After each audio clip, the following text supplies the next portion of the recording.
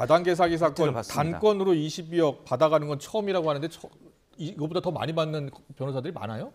민사 사건 같은 경우는 많을 수가 있죠. 더 많을 수가 있고요. 형사 사건이요. 이건 형사 사건에서는 저도 뭐 구체는 모르겠지만 그 사건을 맡았다면 조국 혁신당의 비례 1번 후보의 배우자로서는 부적절합니다. 그래서 공격 포인트는 한동훈 비대위원장이 잘 잡았다고 보는데 왜냐하면 조국 혁신당이 뜨면서 검찰 독재 정권을 비판하면서 조국 혁신당이 크고 윤석열 대통령 집권 여당이 떨어졌거든요. 근데 거기에 대해서 그 정당성을 공격하는 거죠. 근데 그걸 한동훈 비대위원장 말고 다른 사람이 하는 게 나았을 거라고 봐요.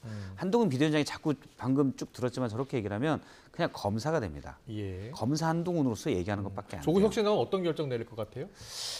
그 결정은 저는 솔직히 모르겠어요. 근데 저는 비례 1번은 공천 취소하는 게 맞다고 봅니다. 조국 혁신당이 정체성을 좀 더 강하게 가져가기 위해서는. 이재명 부사장 생각은 좀 어때요? 그러니까 조국 혁신당 조금 전에 저희가 본 여론조사 결과 보면 민주당 거의 비슷하지 않습니까?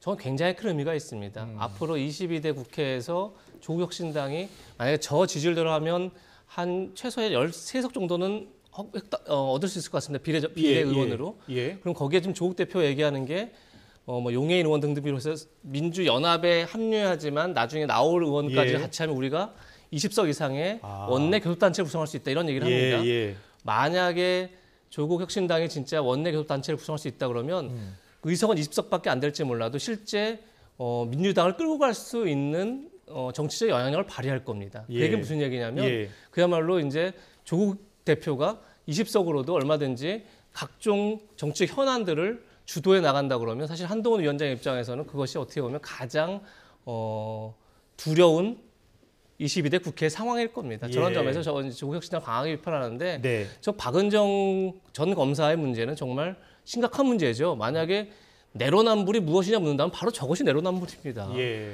아니 이종근 이제 검사장으로 나왔는데 사실 이종근 검사가 다단계 전문 변호사라고 그렇게 본인이 광고를 합니다. 그리고 실제 뭐 단군 이래 최대 다단계 사기 사건이었던 뭐 주수도 사건 같은 것을 처리하면서 이제 다단계 전문가로 많이 인정을 받았습니다. 그러면서 나오면서 본인은 다단계의 피해자들을 위해서 변호하겠다고 했다가 거꾸로 다단계 가해 사기 범을 변호하면서 20억을 받은 겁니다. 이게 내로남불입니다. 그러면서 박은정 검사는 검찰 개혁을 얘기합니다. 검찰 개혁이 여러 가지가 있겠지만 검찰의 카르텔을 깨는 것도 정관예우를 없애는 것도 검찰 개혁의 굉장히 중요한 과제입니다. 그런데 전혀 거꾸로 된 행태를 했기 때문에 저게 내로남불입니다.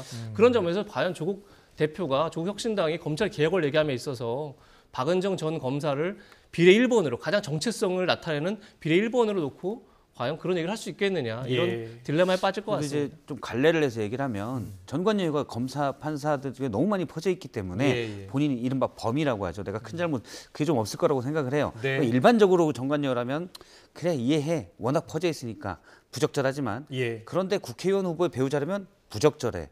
그런데 하필 또 그 국회의원이 검찰 개혁을 부르짖었다? 그러면 많이 부적절한 게 되는 거죠. 알겠습니다.